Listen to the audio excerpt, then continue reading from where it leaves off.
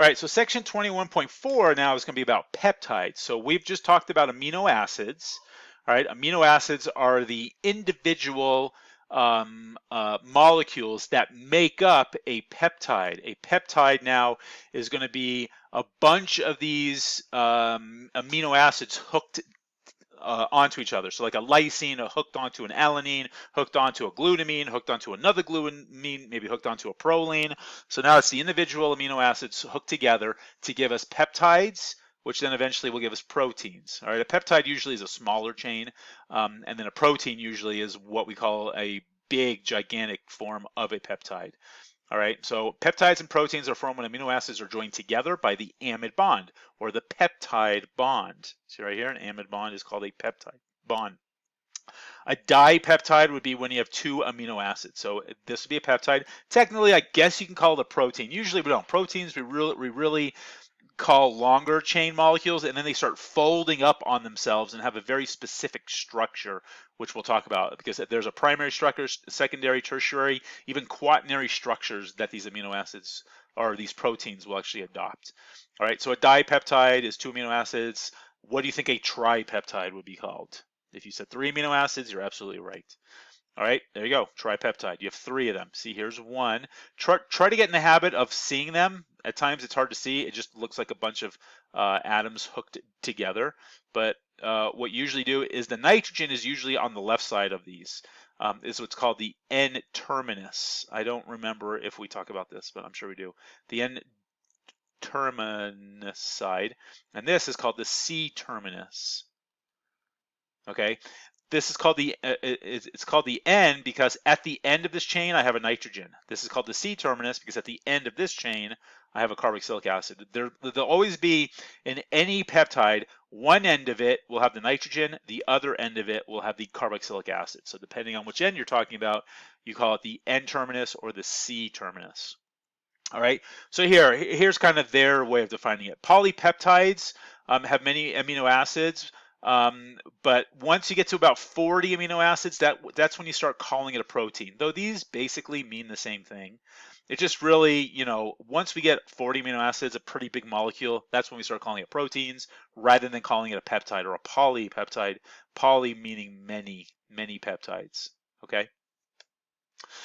All right, so here's just an example. Here's an alanine. It's an alanine because it has a methyl group as its R group. This is serine because you have a CH2OH as its R group. When you bond them together, so it's basically this forms water. See, that forms water. You can see it right down there. And then this nitrogen pairs up onto that carbonyl. And you can see it right there. That's the new peptide bond right there. All right. You can also have it the other way. So rather than having an alanine serine, you have a serine alanine. The serine's on the N terminus, this alanine's on the C terminus. Here, the alanine is on the N terminus, here the serine is on the C terminus. So two different forms of the same amino acids. Here you go, N-terminal and C-terminal. So I called it a terminus. That's how I learned it. But now I guess they're calling it terminal. So an amino acid with the free NH3 is called the N-terminal. So the end that has the nitrogen and the other end that has the carbon is the C. All right, and here's just nomenclature on how to name them. I'm not really going to really test you. I mean, it's pretty obvious. I don't think you really have to memorize this. If you ever see an ALA and an SER, you know it's an alanine and serine. You might say, how do I know ALA is alanine? From these charts right here, they show you the abbreviated forms of them. So, if I have an alanine hooked onto a phenylalanine, we call it ALA and then a PHE. And then let's say I have a proline attached onto that, a PRO. So ALA, PHE, a PRO. This would imply the N terminus. This would imply the C terminus. Another way of doing it is just doing the one letter initials, AFP. See, there's an A there, there's an F there, and there's a P there. All right, so again, this is the N terminus, this is the C terminus. So just to kind of show you how they name these, it's really not hard, pretty straightforward. They also have these so alanyl, serine. Again, this stuff should be pretty obvious. Okay, so draw the structure of a dipeptide, valine and glycine, and label it N-terminal and C-terminal. Well, I know we're going to have a nitrogen, so just to kind of do this for you guys, just to kind of show you, All right, and then my C, I'm just kind of writing the backbone first. There's no reason to put the R groups in. So this is the backbone, CO minus. Always assume it's in the Zwitter ion form, so plus here and negative here. So this is the N terminus, this is the C terminus. So valine and glycine, so go back to the amino acid page. Let's see, where's valine? Valine is right here. It's a CH-CH3-2. All right, so CH3-2, and then glycine. Oh, that shouldn't be a carbonyl there. I don't have a carbonyl there. That should be a hydrogen. Sorry about that. And glycine, I believe, was just a hydrogen. Is that correct? Let me just double check. Glycine is just a hydrogen. All right. So, or then another naming of just VG would do that. But that's basically how it would look. You'd have this group is the valine, and that group is the glycine. Okay, so see how it comes together, and there you go. There's your peptide bond. You have a hydrogen. So just to go back to what I had. All right. See, you have a hydrogen next to a hydrogen. So there you go. Pretty straightforward. All right, but the trick is what I usually do is write this part first because I know it's alternating nitrogen, carbon, carbonyl, nitrogen, carbon, carbonyl. If I had another one, nitrogen, carbon, carbonyl, another one, nitrogen, carbon, carbonyl, and on the central carbon is where I have my hydrogen and my R groups. Okay. Okay. Neuropeptides. These are very specific peptides that exist in our brains. All right. It's called an enkephalin. Enkephalin. That's how you pronounce that. Enkephalins are pentapeptides. There are 5 amino acids that are found in the brain, and they act as painkillers or a sedative in our bodies. It's actually our endorphins actually will produce these.